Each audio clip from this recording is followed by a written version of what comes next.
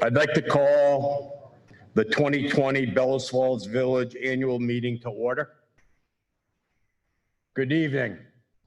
As many of you may know, my name is Paul Bohosky, and I'm your moderator for this evening. 2020 has been a unique year with the Corona-19 virus, staying at home, wearing masks, social distancing. We're set up tonight for tonight's meeting, trying to keep social distancing in mind and according to the rules as established by the state of Vermont and Governor Scott. Tonight's meeting is also unique in that only 2 of the 7 articles will need action tonight, and 5 of the 7 articles will be voted upon by Australian ballot tomorrow at the Bellows Falls Fire Department from 8 a.m. to 7 p.m. Please stand if you are able and join me in the Pledge of Allegiance. I pledge allegiance to the flag of the United States of America and to the republic for which it stands, one nation, under God, indivisible, with liberty and justice for all. Thank you.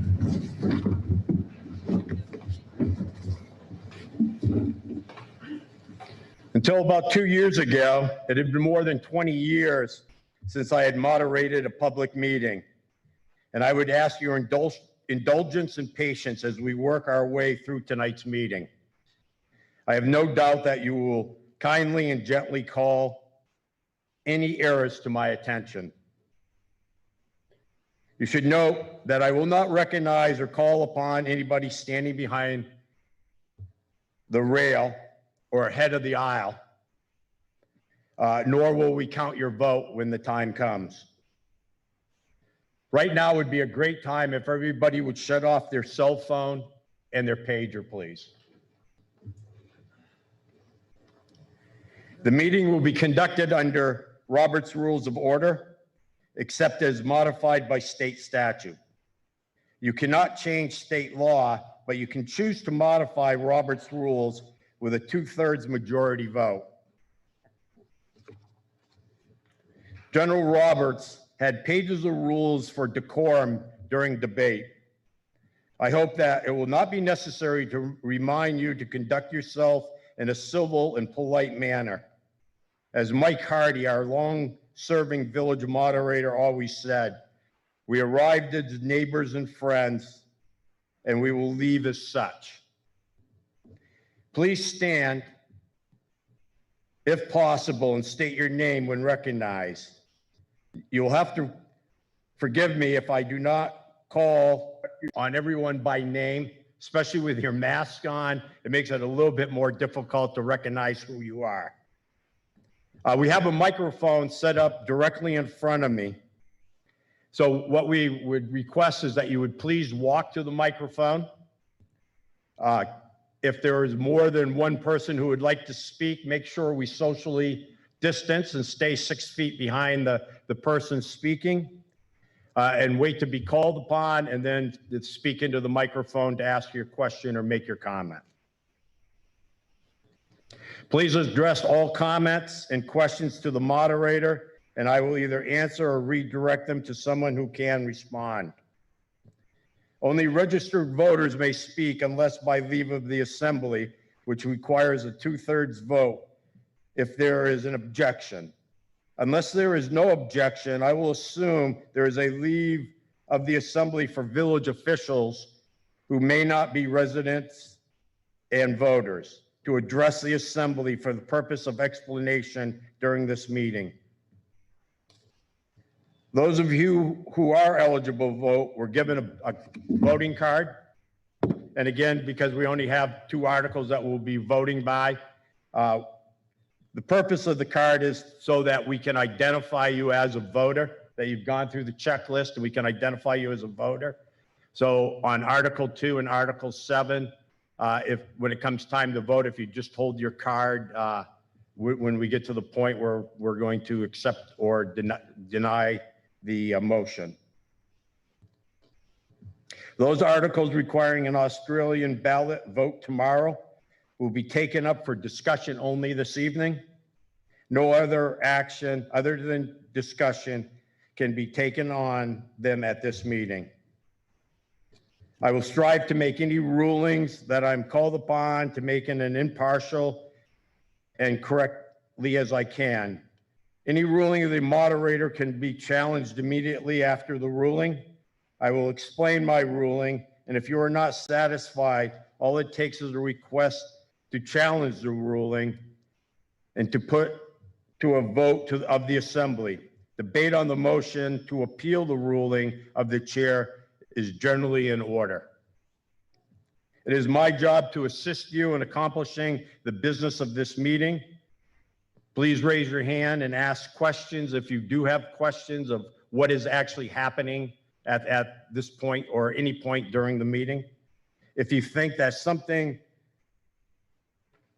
happening is wrong or you don't understand what's going on, again, just raise your hand. We'll respond to you and try to make sure everyone understands where we are in the meeting.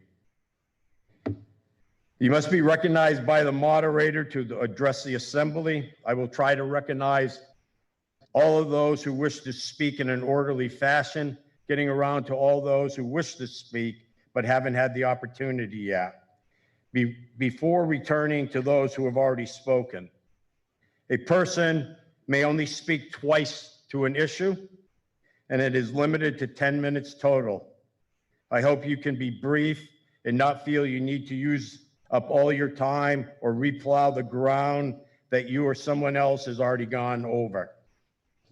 A motion must be made, seconded, and restated by the moderator before debate on the motion begins.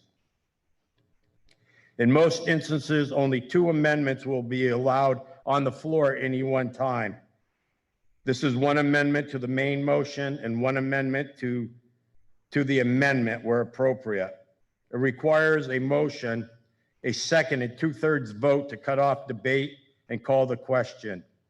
You have to be recognized to make the motion. You can't just shout it out because you're tired of the debate. The motion to close debate is non-debatable. By state statute, once voters have acted on a question and taken up the next item of business, they cannot reconsider the action at the same meeting. Voting will be by voice vote unless the chair is in doubt, in which case there will be a division. Also, any voter may call for a division as long as we have not started the next item of business.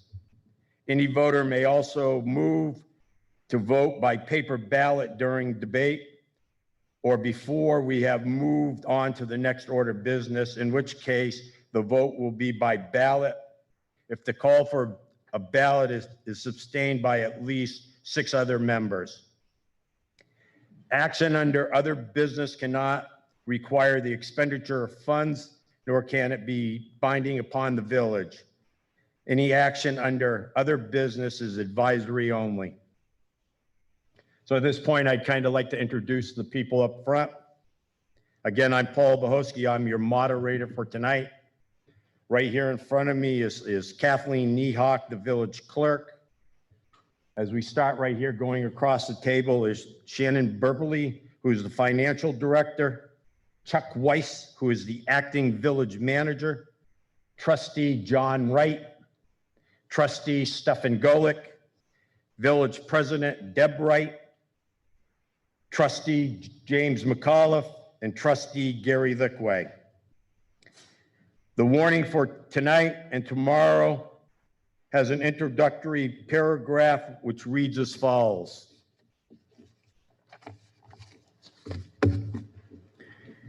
The legal voters of the Bellows Falls Village Corporation are hereby notified and warned to meet at the Bellows Falls Opera House in the Rockingham Town Hall located at 7th Square in the village on Monday, June 15th, 2020 at 7 p.m. to act upon all manners which may be voted upon by acclamation and not otherwise to be voted upon by Australian ballot, and then adjourn to the fire station at 170 Rockingham Street in said village at 8 a.m. on Tuesday, June 16th, 2020, to vote by Australian ballot on Article 1, Article 3, Article 4, Article 5, and Article 6.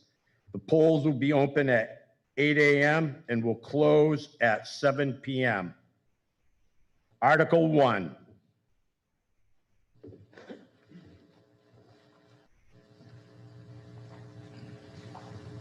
And Shannon just informed me that people on Zoom can talk. So we will get around if there are questions or comments. And they'll, so anybody that's Zooming in, have that, we do have that opportunity for them. Article 1, to elect the village officers as required by law, and that will be voted tomorrow by Australian ballot. Article 2, to receive and act upon the reports of the village officers for the past year. Gary. Mr. Moderator, I move to accept, to receive, and act upon the reports of the village officers for the past year. Is there a second? The motion has been made and seconded that we will receive and act upon the reports of the village officers for the past year. Is there any comments, questions? Mr. McPhee, if you.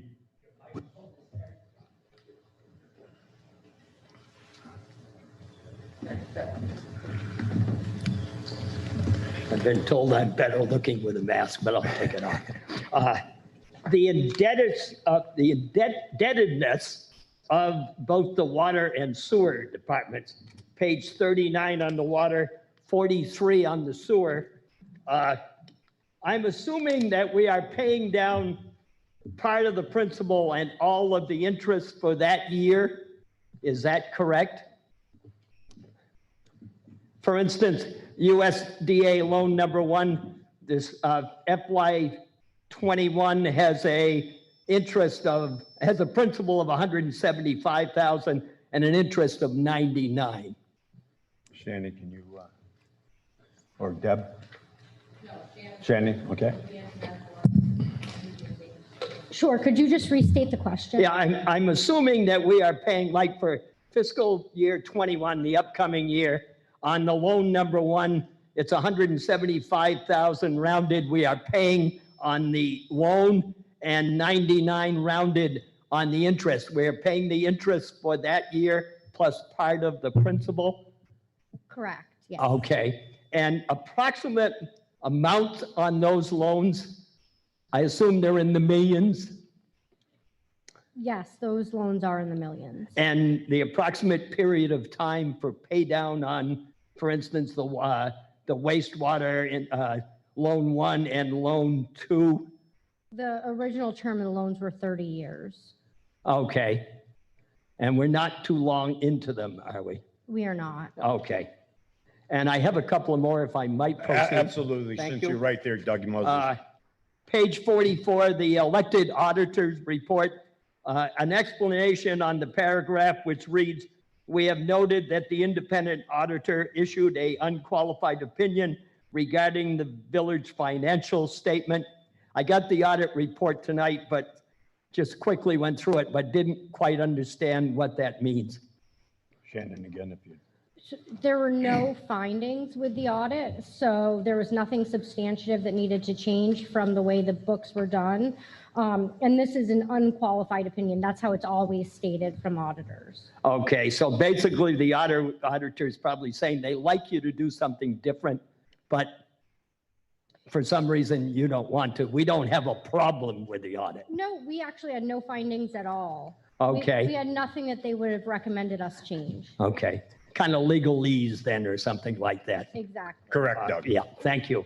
And just quickly, going to delinquent taxes, which the number is pretty good. I'm not saying the overall number is bad. for taxes, but I'm concerned that there's several properties there that have no real value. Should we, I assume Stephen McAllister is the paper mill building down on the Westminster line, the old tannery, I don't know what you call it. At one point, Chemco, whatever it was called. Is that correct? Yeah. The one on Paper Mill Street. That really has no value. So if I'm not sure we don't have to foreclose on property. We can avoid doing that, correct? If we so desire. I mean, I would not want to foreclose on that property and assume its current condition. I think that we would pay a heck of a lot more to foreclose on it and then what's owed on it. I believe the value of the property, there is value in the property itself, and there has been some value in the building. There has been interest in the past several years. Remember the Justice Center Yes. proposal? Yeah. But we're moving on tax sale, at least the town is. I'm not sure how that will Okay. happen, and if that'll be rolled in. I just think that we need to also use some common sense.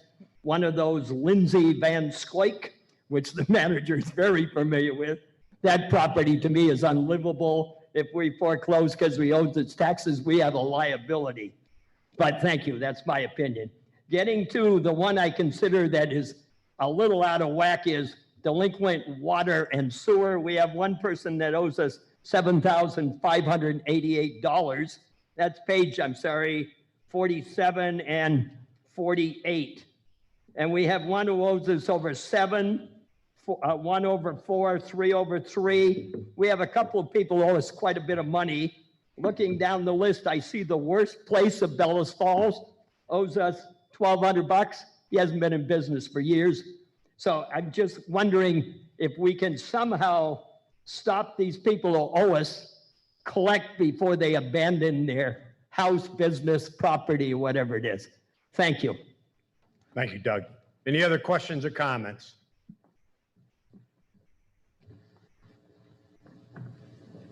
Anything else? So we have a motion on the floor to receive and act upon the reports of the village officers for the past year. Motion has been made. It's been seconded. Are we ready for the question? All those in favor would say aye. Aye. Opposed would say no. It appears the ayes have it. The ayes do have it, and the motion passes. Moving on to Article 3.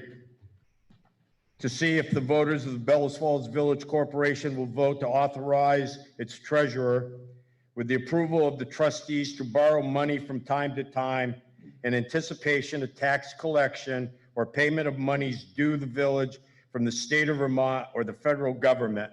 Again, this is by Australian ballot, will be voted on tomorrow. Are there any questions or comments on that article? It's really a housekeeping article. It allows us to, if we need to borrow money prior to taxes coming in or money from the state or the feds. And again, that will be voted on tomorrow at the fire station. Mr. Moderator? Yes, James. Yeah, it is a housekeeping article, but it is a housekeeping article, but I do want to encourage people to vote yes on question number 3. Any other questions or comments on Article 3?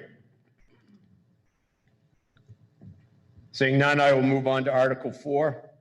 Shall the voters of the Bellows Falls Village Corporation raise and appropriate the money to pay the indebtedness of the village and to pay all other general and regular expenses of the village beginning July 1, 2020 through June 30th, 2021 in the amount of $1,510,048 with the amount of $1,444,049 to be raised by taxes. Again, this is for discussion only. It's by Australian ballot tomorrow at the fire station. And I think I'm going to recognize Mr. McAuliffe for a summary and presentation of the budget. I hope you all have your annual report. Village Annual Report. If you would be so kind to turn to page 27. The village budget, as I think most of you know, is really quite simple. The first part, the first 3 pages here are what we call general government. And basically, it's the village share of the municipal manager and the assistant, and also the finance office. It also covers legal fees. It covers audit fees, office expenses, computer expenses, et cetera. It's really what you would call the overhead for the village. On page 29, you'll see that the budget for fiscal 21 is $207,000. Last year, the budget was $206,000. So essentially, it's been level funded. A few increases were offset by a few decreases. The main part of our budget, of course, is police and fire. On page 30, at the top of the page, you'll see the expenses for the police and fire building. We've carved that out separate so that people could see that. And again, you'll see things like maintenance, upkeep, oil, electricity, et cetera. Our budget this year is $56,000. The budget last year was $56,000. So again, there's no real change there. Next comes the fire department, which is on page 30, 31, and 32. As you know, we have a paid chief, and our fire staff are call firemen, such that when they are called, they are paid an hourly rate for participating in the activity or fire. Our budget this year is $263,000 on the top of page 32. Our budget last year was $271,000. It's actually down a little bit. Last year, you voted to approve the purchase of dress uniforms for our firemen. That was a $10,000 item. And of course, that was done this year, and so that's not in the next year's budget. So just a small increase in the fire department budget. The police department comes next. That's where the major reduction is found. If you look at the bottom of page 32, you'll see that last year's budget was $1.2 million. This year's budget is $977,000. 33, right? Sure. It's 33. 33, I'm sorry, yes. So it's about a $225,000 reduction. In last year's budget, we budgeted for a police chief, 9 full-time police officers, and a dispatcher. In this year's budget, we have budgeted a chief, 6 full-time police officers, and a dispatcher. Obviously, the trustees spent a lot of time on this. Our challenge, not only this year, but every year, is to basically provide a level of service that we feel our taxpayers and residents are looking for, and to do it at the most effective cost. I think we all felt that 6 full-time officers with the chief and the dispatcher would get the job done. This year, even though we budgeted for 9, we never had 9. I think at the highest we had 6. You know, we've certainly managed to make it through. I think you also know that there's, that in fiscal 2020, the trustees, along with our manager, identified the police department as having some issues. We worked very closely with the manager this past year, and a number of issues were tackled. That work has not been completed. We are without a full-time chief. We have Acting Chief Bemis standing in. We reinstituted a police chief search, which has begun this week, in fact. So I think our job, the trustees' job for next year, is to get kind of refocus on community policing in our village, keep the focus here and not outside of the village, get a new leader in place, and hopefully achieve what we all are looking for, which is excellent police service at a reasonable cost. Finally, we have a small amount budgeted for parks, which again always stays basically the same. So the sum total of our expense budget is $1,510,000. You heard the number that Paul read out in terms of what we're going to raise for taxes. And I believe if you approve this budget and Article 5, our tax rate will drop around 9.5 cents for fiscal 21. Any questions or comments? If you'd like to go to the mic, please.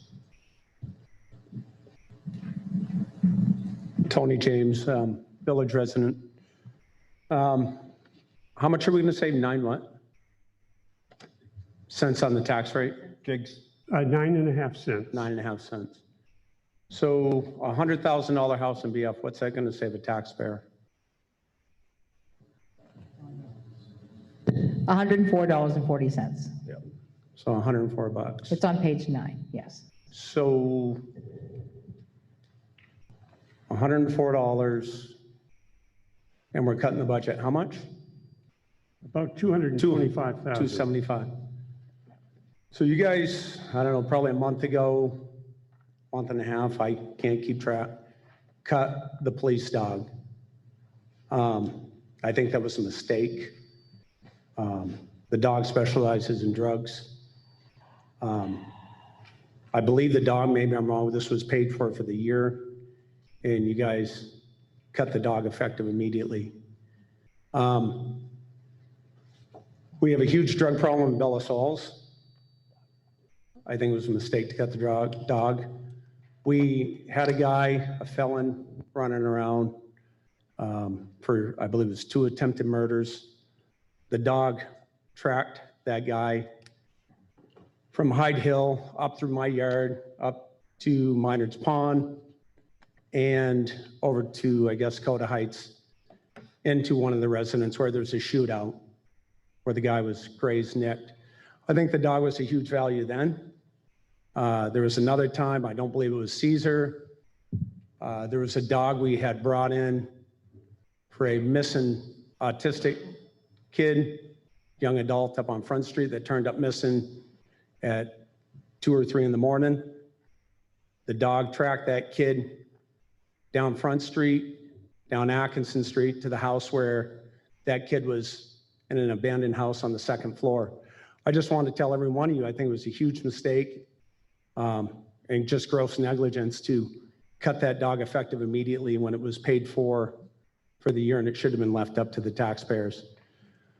I also I think the PD budget's a little high. It may need some cut, and I just think right now is the wrong time. We have a huge drug problem. Thank you. Any other comments or questions?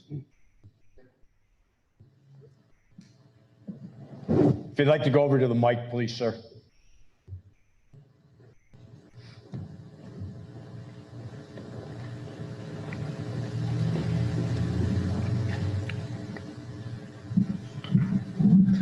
Good evening. My name is William Morse, village resident. I just want to reiterate what Mr. James has already stated. I live on a block that has drug and crime activity. Police visit it. I do not appreciate the absence of a dog that, with its senses, can pick up the trail of people, clothes, drugs, whatever. That is a big mistake. We need that asset in Bellows Falls. I don't want to live in a drug den. You don't either. This is part of the firewall between those of us who pay the bills and make a positive contribution in this village community and those that seek to take it away. This dog, this service, canine service, is part of the firewall that you've eroded through this action. I wish you would reconsider. I cannot support a budget without this service. Thank you. Thank you. Anybody else? Any other questions?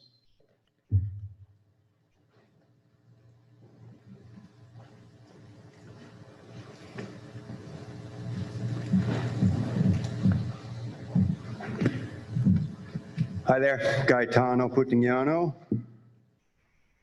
Wondered if someone could explain on page 30, wages janitor BFPD. That's for the police department cleaning only, correct? That's correct. We have 8 full-time employees in a square footage, I would guess 30% of the size of the fire department with 1 full-time employee. I'm wondering what led to that decision.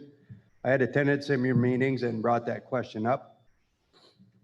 So the 8 full-time employees aren't required to clean, and the 1 employee on the other side is responsible to clean 3 floors.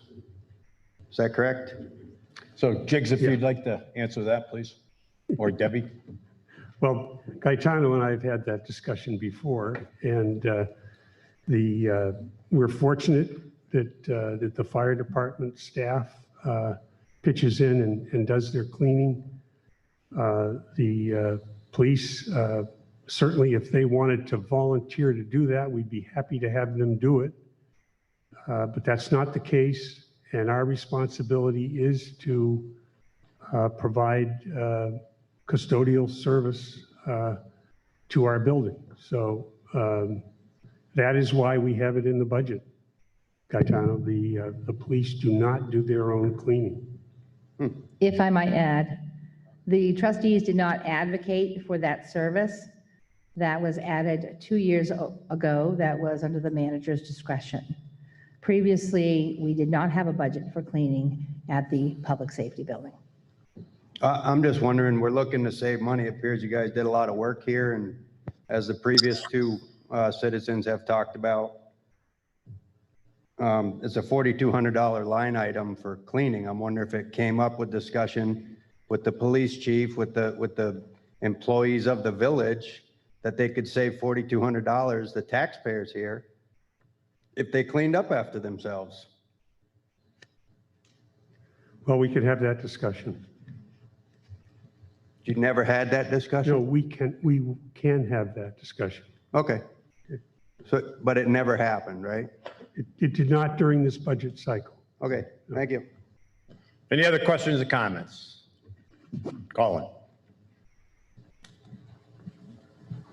So I agree with Tony and the gentleman before, after Tony, that spoke about the canine.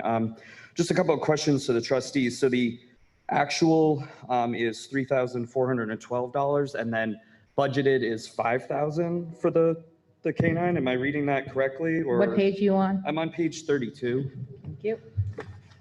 Is that the correct number? And then the other question I had too was, what is the overall cost for having Caesar and then taking that away? I mean, what are really the significant savings? Jim, you got That line Was I item- right with those numbers, Jigs? That line item is the overtime Okay. that the officer that's responsible for the dog Okay, incurred. what was the total amount to have him in the budget? Well, the cost of the dog itself, in other words, food, vets, and stuff like that, was not in the budget, Right. okay? What the canine costs the village is a dedicated police officer and a dedicated vehicle. We calculate based on a fully loaded police officer and a 4-year life cycle for a vehicle, that you are at very close to $100,000 a year for the village residents to have a canine. We have averaged over the last 5 years approximately 14 incidents in the village out of thousands of police reported incidents. Approximately 14 to 15 have been drug related. That's not drug arrests, it could be a drug arrest, but it's not all drug arrests. It's not all drug confiscations. And that's with Caesar? Because I find that number hard to believe. Well, if you look at the, I mean, if you look at the itemized reports, Colin, and you're welcome to look at his public knowledge, that's what we've reviewed over the last 5 years. We reviewed this year. So for 14 to 15 incidents in the village, drug-related, In a year? we thought, did you have another question or? No, I'm wanting you to answer that within. Well, I'm trying to answer it. I'm saying that for 14 to 15 incidents a year, to ask our taxpayers to pay $100,000 to have a canine, we thought was extraordinary. Particularly when the Westminster Barracks of the State Police has a canine available, and all of the towns around us rely on the state police for that service. But clearly, one of our issues with the police department is the proliferation of drug activity in this village. We don't think we're getting good value in terms of not making more inroads into that drug problem. And you can be sure that that's going to be a key priority for our next police chief. And anyway, so those are the numbers, Colin. That's the cost. And as I said, we did not feel that that was a good investment for our 3,000 residents to have to bear. All right, well, me personally, I think it's a huge mistake, but thank you. Any other questions or comments?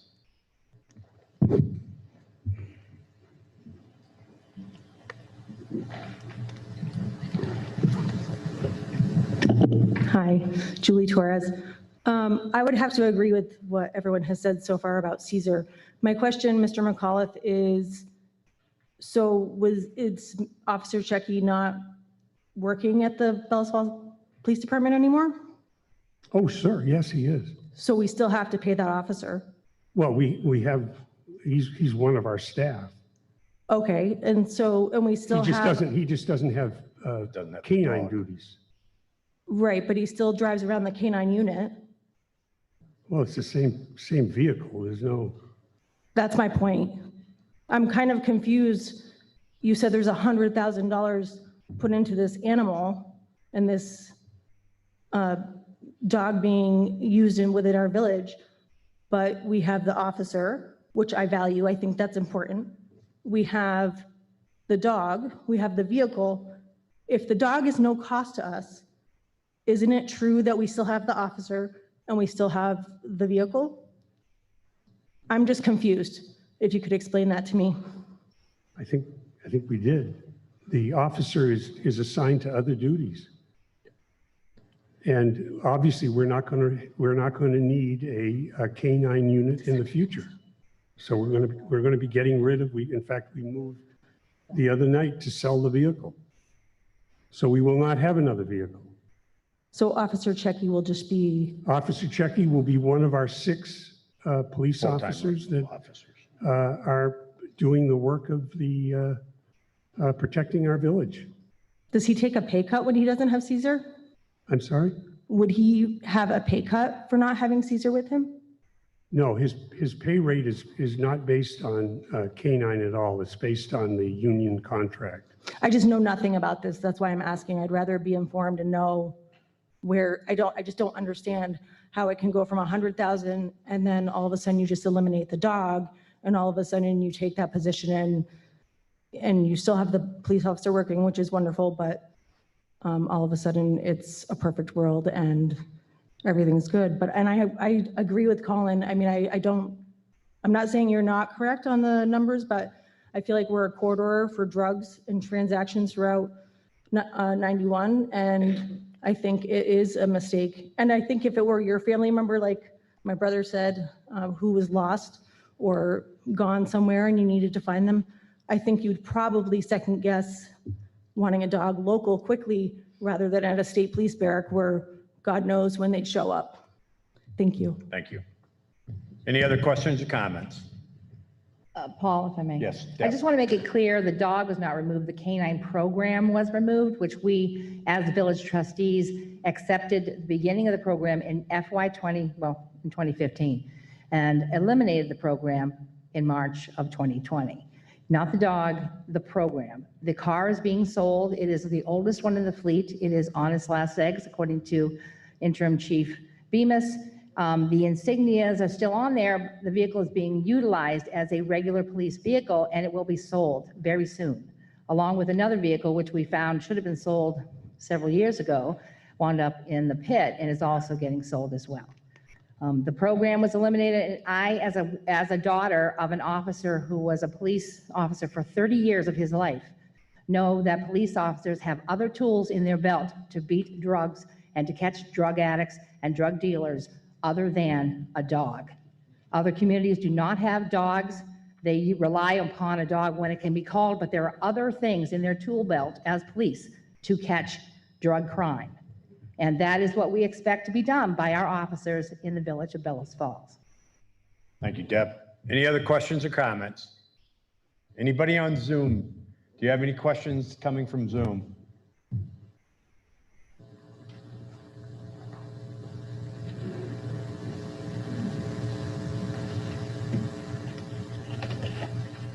Anything, Shannon? It's come through. Okay.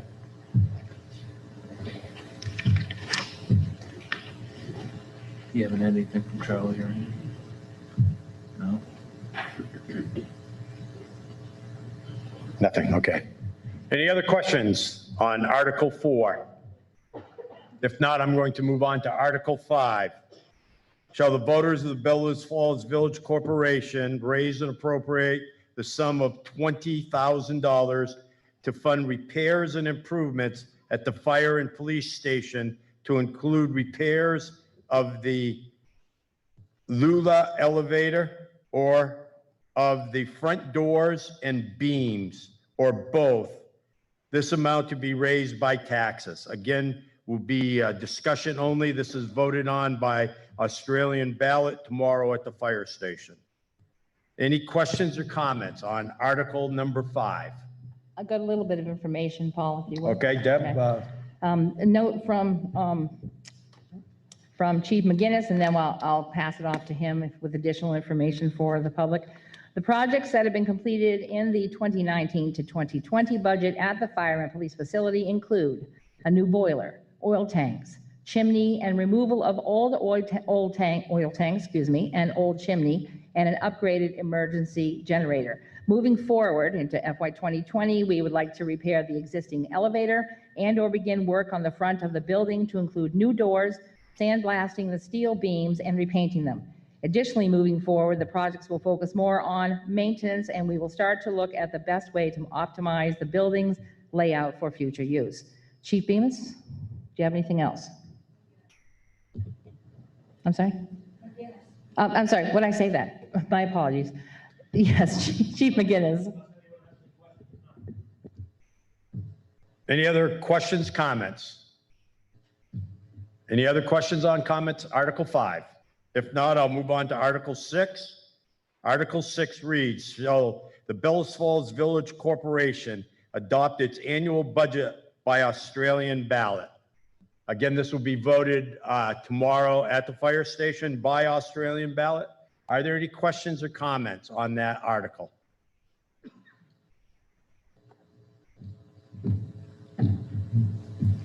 Any questions or comments?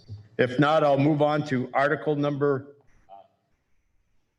Before we move, I think I'd like to just. Absolutely, John.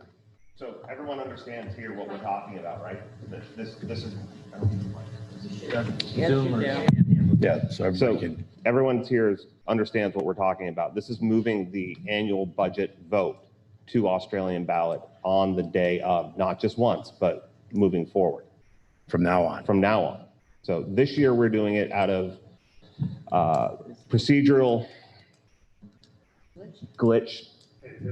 Addendum as provided by the legislature. So we're going to be trying it this year to see how it goes. But this has been a debated topic before in the past. And I just find it unusual that a topic like this has absolutely no debate or discussion at this point, because this will be what we're going to be doing in the future moving forward. Again, I will ask any questions or comments. Thanks. Mr. McPhee.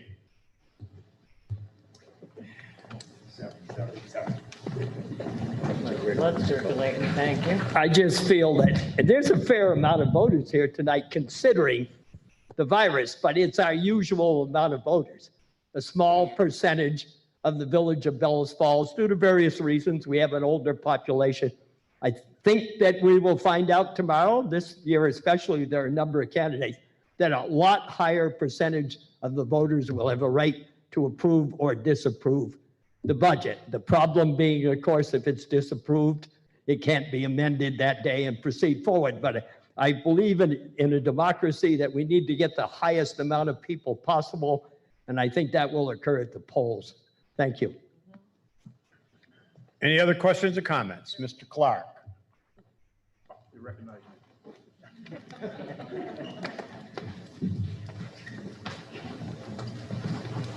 While I do appreciate the fact there may be more voters, I want to point out that we will be giving up the right to make this our budget. In the future, with Australian budget, we can only approve or disapprove what the trustees have presented. If we do it from the floor, we can make it our own.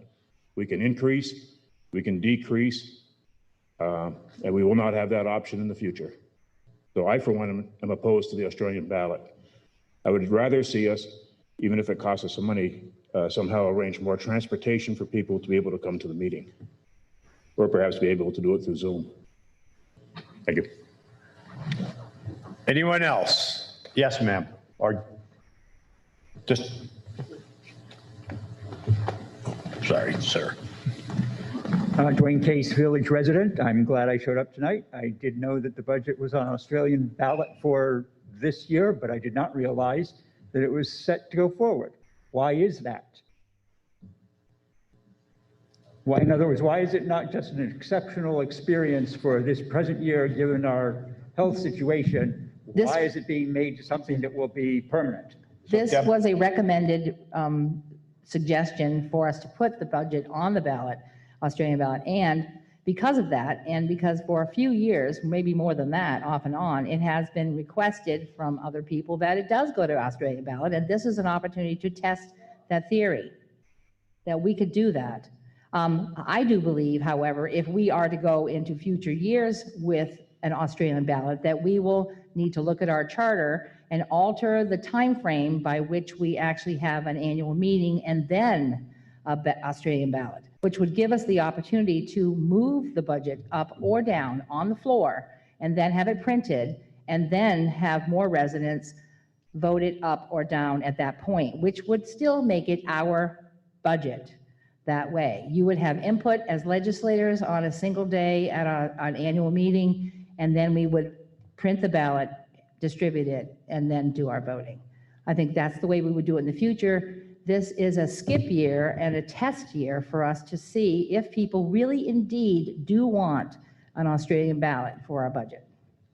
Your comrade just specified that this was going to be the way going forward, and now you're saying something different. No, only if it's voted for. If voters say yes, more voters say yes to Australian ballot every year instead of no, then that will be the way we go forward. It's up to the voters to make that decision tomorrow. On Article 6. I don't understand. Could you read Article 6, please?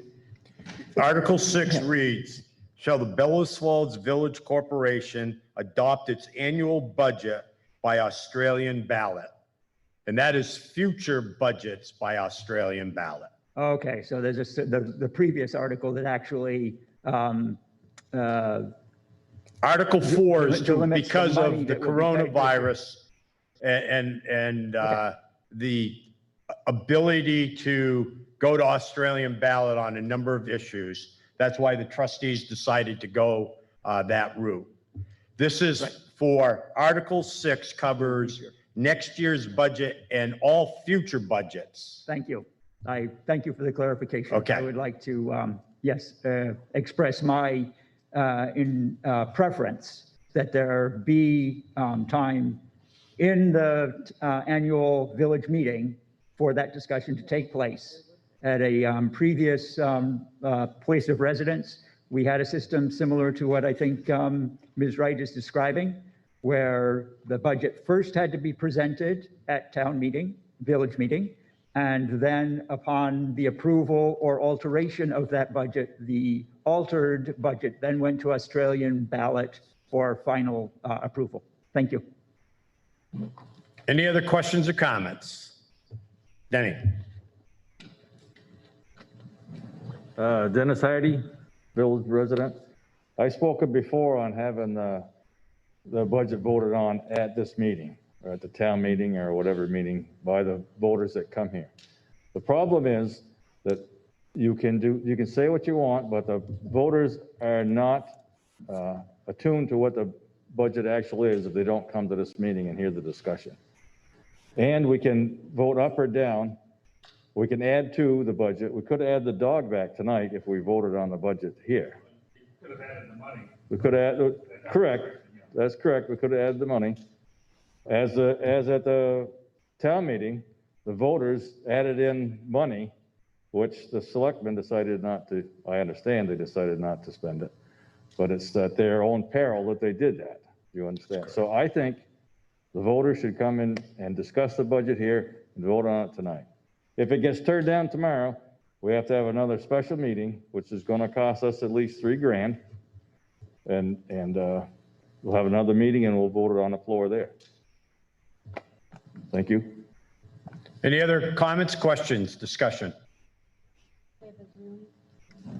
Any comments or questions out of the Zoom group? Might I? That's Chairman. Yeah. Be recognized, Charlie, go ahead and speak if you would, and ask your question. Yeah, I would just love to hear the trustees' feelings. They're the people in the trench right now, and just go down the line whether they think it's a good idea or not. So the request is for the trustees to voice their opinion, whether it's a good idea or not to have the annual budget voted by Australian ballot in the future. And that's really up to each trustee, whether they would like to answer that question or not. Is that was his question? It was about the budget, yes? Yes. Okay. So John, answer. So personally, my feelings, I would prefer to do it in a meeting amongst my community members. I feel that Vermont has a tradition in town and village meetings I feel very proud to be able to be part of that. And whether I'm sitting here or whether I'm sitting on the other side, I feel proud to participate. And I think that one of the most important aspects of our government is the ability for discussion and communication amongst residents and the boards. And I think that's an important aspect of our municipal government. But that's my personal opinion. I also think it's worth the discussion amongst everyone here and amongst everyone at home, which is why I was surprised that no one was initially going to say anything, because I know that this has been discussed for a while and that there are opinions on both sides. And I think part of our job on this board is to facilitate the discussion, and I hope that we had that tonight. Thank you. Stefan, if you'd like to respond or not. Yep, I'm going to reiterate what Denny said and both Jonathan said. I think communication is key. This is Vermont government. It's yours and our opportunity to discuss it and debate it, to add or to take away. So, I mean, if it gets voted down, yes, there's a cost incurred. And the question is, what's the board do next to have to reduce it? Where? But I think it's important. That's town meeting, village meeting tradition, and I agree that it should be at a public meeting on the night before the voting, the annual voting. Deborah. I want people to understand that when we actually postponed the vote on the budget, we didn't even know if we were going to have the opportunity to have a meeting like this. Initially, remember, it was nobody, and then 10, and then 25. And then we found out from the Secretary of State that based upon the number of people allowed in this room, we could do 25% of them, which is 100 people. And yet there were still less than 50 here. My concern has always been the same. I want public discussion. I want people to have input over the budget, up or down, that sort of thing. But at the same time, I would like, of 3,200 people, to have at least 10% of the people making that decision for the taxes that they're going to bear. That is why we strive so hard to reduce a budget on an annual basis and make sure that we are getting the best bang for our buck and we are using our money efficiently, because we're taxpayers here too, and we know you have to bear this burden. That's part of the problem. More people need to come to meetings, to annual meetings, and participate. The only time we ever get a huge number of people was when they're angry about something, and they all show up. And we had over 200 people in this room about 1 year when they were really angry about a budget. And that brought them here. That should not be what we do as Vermonters. We should have the ability to be happy and vote a budget in. And I do understand that right now, people are afraid. And I'm very proud of all of you who have managed to come in here despite the need for social distancing to have something to say. But we didn't even know initially when we set the budget that we were going to be able to do this. So I thank you for it. But at the same time, we did what was prudent and safe for our community. Yes, if the budget is voted down, we will have to do this again. And this time, I don't know, as long as the virus stays away, we will have that discussion and you will choose your budget here. But we don't know. And that's what we're going on, is what we can know and what the governor believes is safe for us. And that is what we were doing. Thank you. Mr. McAuliffe, if you'd like to speak to it. I'm one that likes to have more people vote than fewer people vote. And I would be happy to go through the inconvenience of a budget being voted down. Let's face it, the main reason to vote down budgets is when they go up.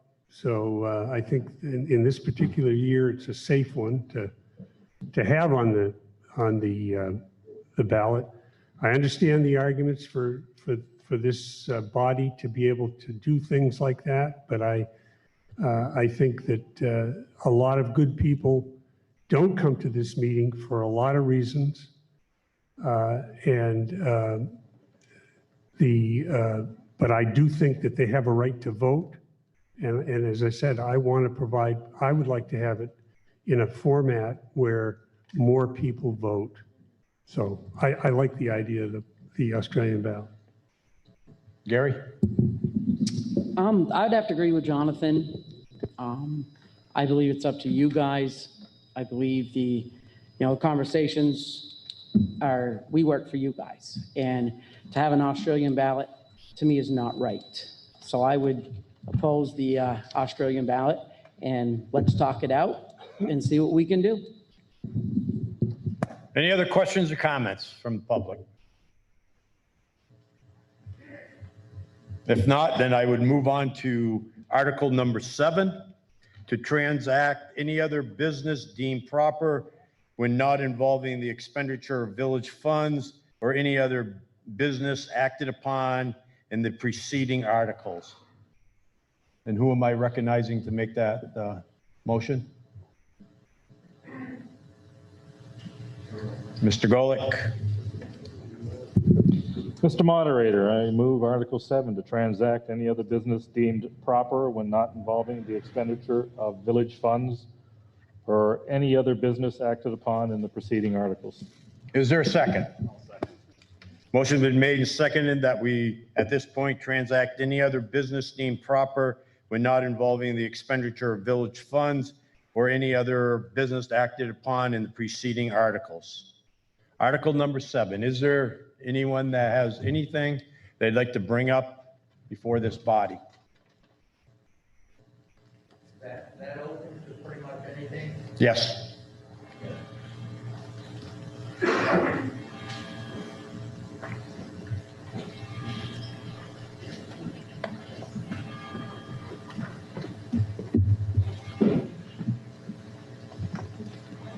Bruce Bennett, village resident.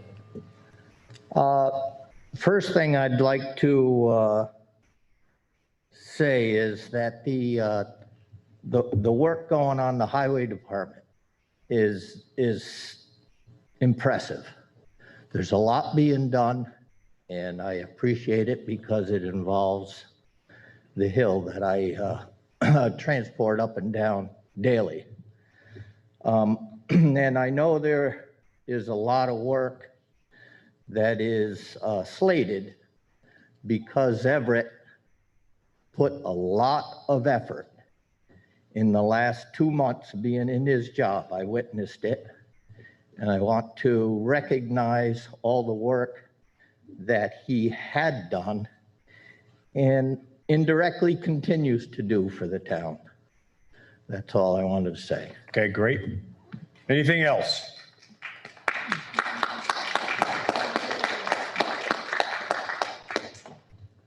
Any other business? Moderator, I move we adjourn. Second. We have a motion to adjourn. All those in favor would say aye. Aye. We are adjourned.